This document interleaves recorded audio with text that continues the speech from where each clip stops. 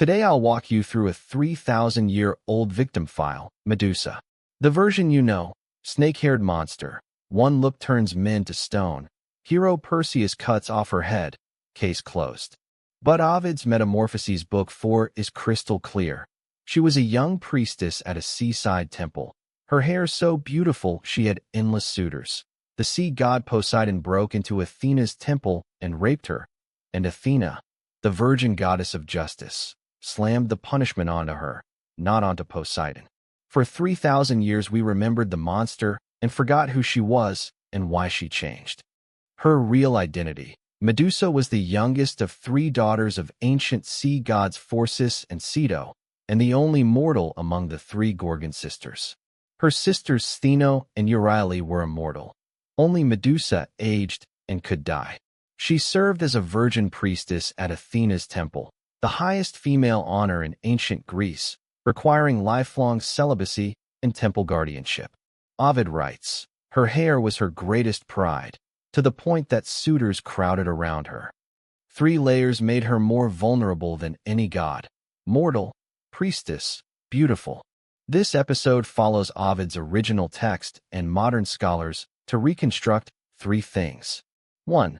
Was Athena's curse a punishment or a protection? 2.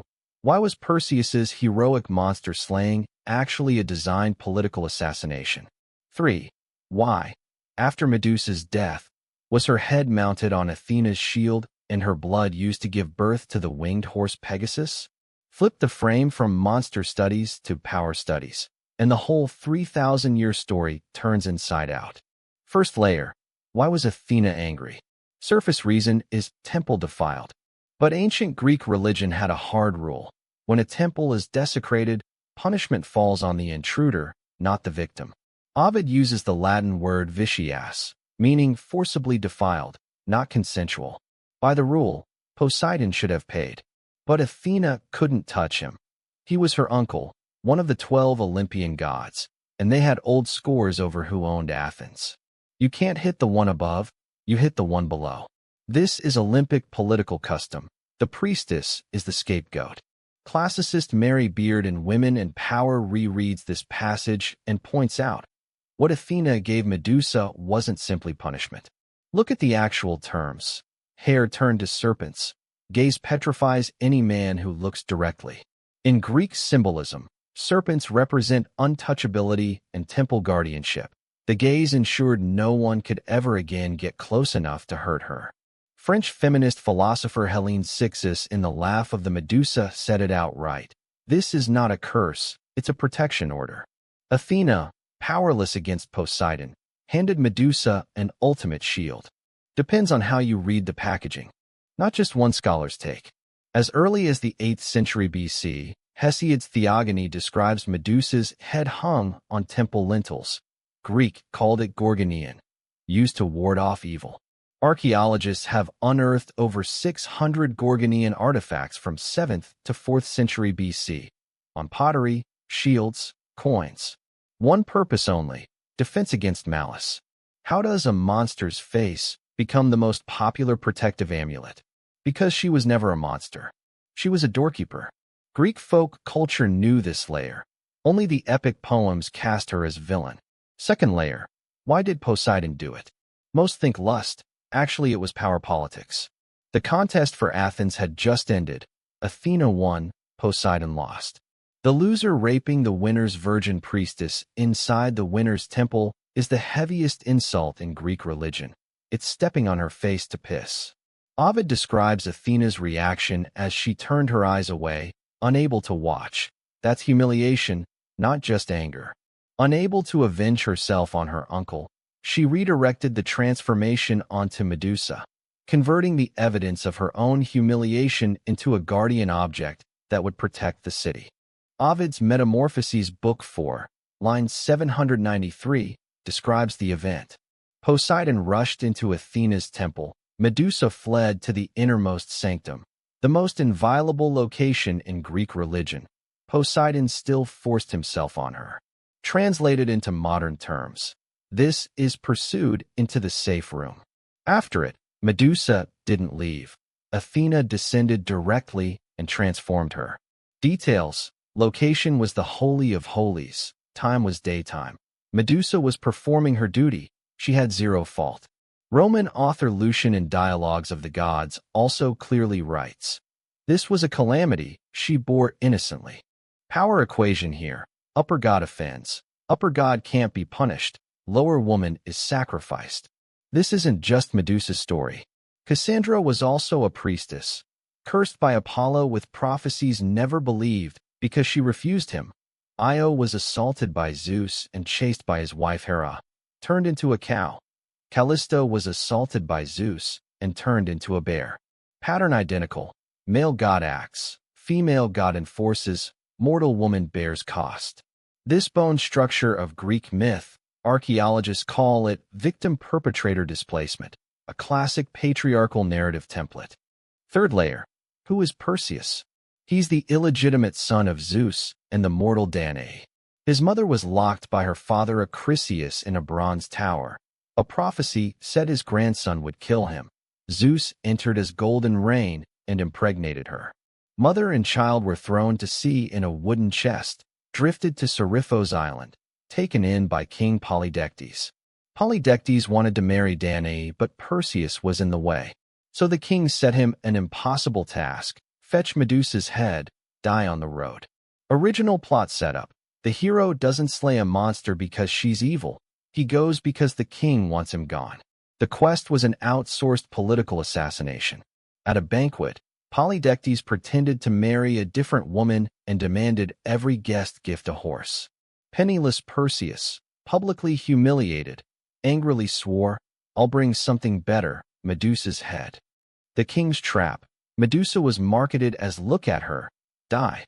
So sending an unequipped young man was a death sentence. Classicist Apollodorus in Library Book 2 writes plainly, "The king sent Perseus, hoping he would never return." In modern terms, it's a contract hit packaged as a heroic mission. Perseus couldn't do it alone, so three gods intervened simultaneously. Athena gave the mirror shield, so he wouldn't look directly. Hermes gave flying sandals, to escape, and a curved blade, able to cut the necks of the immortal sisters. Hades gave the invisibility helmet. Think about why. Medusa's two sisters were immortal, they'd hunt him down. Without the gear, even if Perseus killed Medusa, the sisters would shred him on the spot. This whole kit plus intel support. Olympus deployed full resources. The mortal hero's actual contribution was swinging the blade. That's it. Why did Olympus invest so heavily? Because Medusa's head had value. Athena wanted it for her Aegis shield. Ovid's original text: after Medusa was killed, her head was offered to Athena, who embedded it in her breastplate so it would continue to petrify enemies. In other words, Athena initially protected Medusa from further harm. Later, to upgrade her own weaponry, she took the protection off her and used it as a trophy. Alive, Medusa was Athena's shield. Dead, she's still Athena's shield. Only now she's an attachment, not a person. The decapitation is written like a short film by Ovid. Perseus, wearing the invisibility helmet, approached the cave where the three Gorgons slept. They were sleeping. He stared at the reflection in the mirror's shield, no direct gaze, and with Hermes's curved blade cut off Medusa's neck in one stroke. Ovid adds a detail: at the moment of death, Medusa's body was already pregnant. By whom? Poseidon's. She had been pregnant for years. As the only mortal Gorgon, her gestation ran on mortal rules. That blade didn't kill a monster. It killed a pregnant mortal woman. At the instant Medusa's head came off, two lives leaped out of the blood from her severed neck: the winged horse Pegasus and the giant Chrysaor. Both Poseidon's children, years in her womb, born through her blood the moment she died. Rare posthumous birth model in Greek myth. Pegasus was later tamed by Bellerophon as a steed, then flew to Olympus to pull Zeus's thunder chariot. Chrysaor fathered the three-bodied giant Geryon. So, Medusa's bloodline flowed into hundreds of later Greek stories. She died, but her descendants inherited the entire mythological genealogy. The head wasn't discarded. It became Perseus's weapon on the way home. Stop 1. Petrified the sea monster Cetus, saving Andromeda. Stop 2. Petrified the Titan Atlas, the one holding up the sky, turning him into today's Atlas Mountains in North Africa. Stop 3. Back at Seriphos, petrified King Polydectes and his whole court to avenge his mother. A severed woman's head became the master key to clearing the entire Aegean. Greek literature has a term for this phase, head economy. The victim's corpse continuing to generate value. After all enemies were cleared, Perseus offered the head to Athena. She embedded it in her Aegis shield. Aegis in Greek originally meant goatskin, referring to an early divine artifact of Zeus, later passed to Athena. With Medusa's head, Aegis became Olympus's strongest defensive weapon. Whoever raised it, their enemies petrified. Modern English Aegis, meaning under the protection of, comes from here. Think about the symbolism. A woman wrongfully turned into a monster, her face becoming the byword for authoritative protection. Her grievance, now mounted on another woman's armor. Another overlooked detail. Medusa's blood was split into 2 streams. Blood from the left side of her neck was healing blood, capable of reviving the dead. Blood from the right was lethal poison, instant death on contact. Athena collected this left heal right kill blood system and gave it to the physician god Asclepius. Asclepius used the 2 streams to invent the resurrection drug and became the god of medicine. The modern caduceus, the serpent entwined staff, is Asclepius's symbol. So, the power source of the god of medicine is Medusa's blood. The serpent on the WHO logo traces back to her. Since the 20th century, feminist scholars started systematically rereading this story. Helene Sixus's 1975 The Laugh of the Medusa is the starting point. She wrote Medusa isn't terrifying. If you dare to look at her straight on, she's laughing. Salma Hayek Pinot, co-launching #MeToo in 2018, wrote specifically about Medusa as symbol of the cursed victim. In 2020, New York's Collect Pond Park erected a new statue, Medusa, reverse-handed, holding Perseus's head. Sculptor Luciano Garbati said, "I wanted the narrative reversed once."